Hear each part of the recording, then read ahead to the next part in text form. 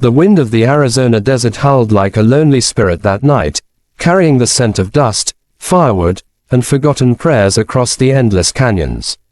In a small cabin built from old pine and stubborn hope, sat an Apache man named Tohani, a warrior once feared, now a ghost of himself. 5 years had passed since he last felt the warmth of another soul, since his tribe was scattered and the woman he loved was taken by the river that swallowed her name. The world had grown silent around him, except for the whisper of the fire and the creak of his rocking chair that marked the slow passage of time. His heart had hardened like the stones outside, until the storm came. It was near midnight when he heard the horse's panicked cry, a sound that sliced through the emptiness. Tohani stepped outside, his rifle in hand, only to find a figure collapsed near the gate, a woman, her dress torn, her face pale with exhaustion, dust clinging to her lashes like ash. She wasn't from this land. Her accent, when she whispered for water, spoke of faraway towns and running from something she didn't dare name. He carried her inside, his strong hands trembling, feeling the strange return of a pulse in his own chest, something he thought long dead. She said her name was Clara, a runaway from a town 2 days east, escaping a man with a badge and no mercy. Tohani didn't ask questions. His people had learned long ago that pain didn't need words. He nursed her through fever, wrapping her in blankets that still smelled faintly of smoke and cedar, and in the dim light, her presence filled the cabin like spring rain touching dry earth. For the first time in years, he spoke, haltingly, his voice rough from disuse, telling her about the stars his mother once named, the songs his tribe used to sing to call the dawn. And she listened, tears glistening like silver as he traced constellations in the air above the dying fire. Days turned to weeks. Her laughter began to echo softly through the canyon, a fragile sound that made the ravens pause mid-flight. He taught her how to ride bareback, how to listen to the desert's heartbeat. In return, she taught him how to smile again. But every sunset reminded him of the truth: she did not belong to this silence, and he could not keep what the wind would eventually carry away. Still, each night, when the stars returned, she sat beside him, her hand brushing his as though testing the edges of a dream. The touch burned, not with lust, but with the aching tenderness of two souls who had both forgotten what it felt like to be alive. And though he tried to fight it, the loneliness that had lived in his chest began to crumble. One night, as thunder rolled over the plains and lightning painted the sky in fire, she turned to him and whispered, "You saved me." Tohani shook his head slowly. "No," he said, his voice barely a breath, "you woke me." Outside, the rain began to fall, rare, wild, and cleansing, washing the dust of 5 years from the earth and from his soul. And as she leaned against him, their hands finally finding courage, the firelight caught in their eyes like dawn breaking after a long, endless night. In that moment, the cabin no longer felt empty. The wind no longer sounded lonely. The world, for a fleeting second, was alive again. If this story touched your heart, don't forget to subscribe for more tales of love, loss, and the power of unexpected connections, because sometimes, even in the loneliest deserts, love still finds its way home. Morning came softly over the canyon, spilling gold across the red cliffs and whispering through the sagebrush like a promise. Tohani rose before the sun as always, but the silence he once dreaded now felt peaceful, filled with the faint sound of Clara's breathing as she slept beneath the quilt. For 5 years, he had lived like a shadow of the man he once was, and now, in the quiet light of dawn, he felt the stirrings of life again, fragile and terrifyingly beautiful. But peace never lingers long in a land carved by survival. That afternoon, while Clara fetched water from the creek, the distant echo of hoofbeats broke the calm. Tohani's instincts sharpened. He saw 3 riders cresting the hill, one of them wearing a star on his chest that caught the sun like a blade. Clara froze when she saw them, the bucket slipping from her hands. "He found me," she whispered, her voice trembling. The sheriff had come, not for justice but possession, a man who had once called her his, who couldn't bear to see her free. Tohani stepped between her and the riders, his hand steady on the rifle though his heart thundered. The sheriff sneered. "You're harboring a fugitive, Apache. Hand her over, and maybe I'll let you keep that cabin." The words struck like venom, but Tohani didn't move. His voice came out low, like thunder rolling off the mountains. "This is my land. She is under my protection." For a moment, the desert held its breath. Then the sheriff's hand went to his gun. The shot never came from him. Tohani's rifle cracked first, the bullet kicking up dust inches from the man's boots. The message was clear. "You'll hang for this," the sheriff hissed, retreating slowly. "Then I'll hang with honor," Tohani replied. The men rode off, but the storm they brought lingered in the air. That night, Clara wept quietly as Tohani packed supplies. He knew what must come next. They couldn't stay. The law would return with more men, more hate.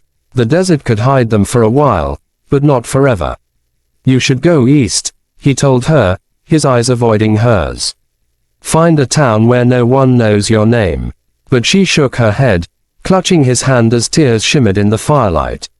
"I've run my whole life. I don't want to run from you." Her words hit him harder than any bullet. For the first time, he let her see the depth of his pain, the ghosts that haunted him, the tribe he couldn't save, the love he lost to the river. "Everyone I love disappears," he whispered. "Maybe I'm cursed." She touched his face, her fingers tracing the scar along his jaw. "Maybe you were just waiting for someone brave enough to stay." The fire crackled softly, the world outside shrinking to the rhythm of two beating hearts. He kissed her then, slow, uncertain, as though afraid the moment would vanish like smoke. It wasn't passion born of hunger, but of healing, of two broken souls finding shelter in each other's arms. When dawn came, the sky blazed pink and gold. Tohani saddled the horses, ready for whatever path lay ahead. They rode toward the mountains, where the land stretched wild and untamed, and for the first time in years, he smiled without sorrow. Behind them, the cabin stood quiet, a witness to their meeting, a symbol of everything they had survived. The sheriff's men came days later, but found only ashes and footprints fading into the horizon. Some said the Apache had vanished into the spirit lands. Others whispered he rode north with a woman who had tamed the ghost in his heart. But the truth lived in the wind, in the song of the desert that sometimes carried laughter instead of loneliness. And when night fell and the stars returned, they shone brighter over the mountains, as if even the heavens wanted to remember their story, the lonely warrior and the runaway stranger who found love in the most desolate corner of the world. If this story warmed your heart, don't forget to subscribe for more powerful tales of love, courage, and redemption, because even the loneliest souls deserve a second chance to be found. The days that followed were carved in silence and sunlight. The world beyond the canyon was wide and merciless, but to Tohani and Clara it felt reborn, a place where every mile carried a heartbeat, every dawn a promise. They rode together along the rim of the mesas, stopping where the desert bloomed briefly after rain. Sometimes they spoke, sometimes they didn't. Words felt small beside the vastness around them. He taught her the old ways of reading the land, how the wind spoke through the shape of the dunes, how the hawk's cry foretold a storm. She, in turn, taught him gentleness again, how to laugh without guilt, how to touch without fear. At night they built small fires and shared stories, her voice weaving through the crackle of wood like a thread pulling two souls closer.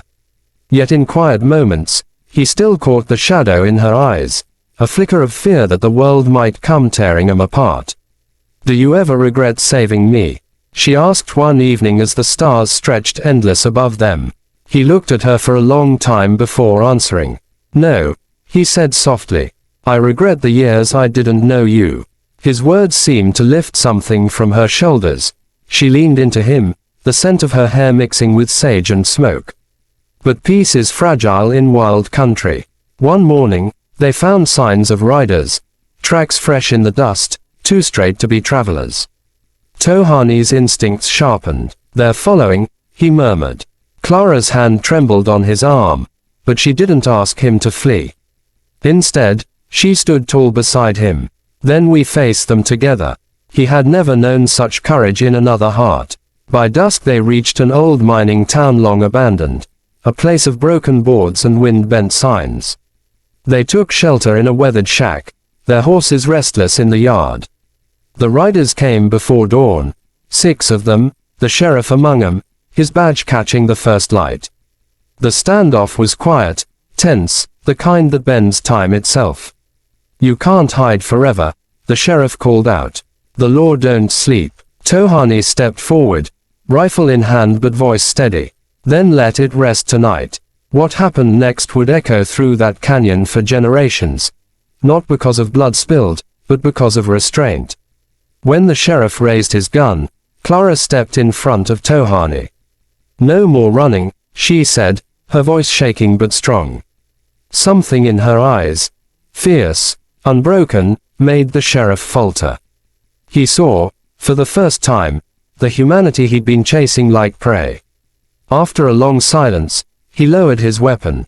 "You crossed that ridge," he muttered, "and I never saw you." Then he turned, his men following reluctantly into the rising sun. When the last hoofbeat faded, Clara collapsed against Tohani's chest, trembling. He held her tight, feeling the weight of every breath, every heartbeat. The danger had passed, but the world still waited, vast and uncertain. They left the ghost town by midday, heading toward the mountains where the rivers ran clear and the grass grew wild. By nightfall, they found a valley untouched by time, a hidden Eden cradled by cliffs and pines. There, they built a new cabin together, not from loneliness this time, but from hope.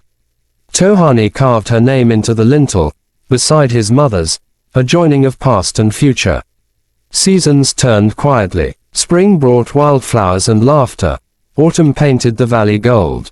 And though they never returned to the world they'd left behind, sometimes travelers would speak of a place deep in the desert where smoke rose peacefully from a cabin and 2 figures could be seen at dusk, watching the stars together. The legend grew, not of the outlaw and the runaway, but of love that outlived fear, of a man who found light again in the heart of a stranger. And when the wind passed through the canyons at night, some swore it carried their laughter, soft and eternal, woven into the breath of the land itself. If this ending touched your soul, don't forget to subscribe for more stories where love conquers distance, silence, and time itself, because even in the harshest deserts, the heart always finds a way home.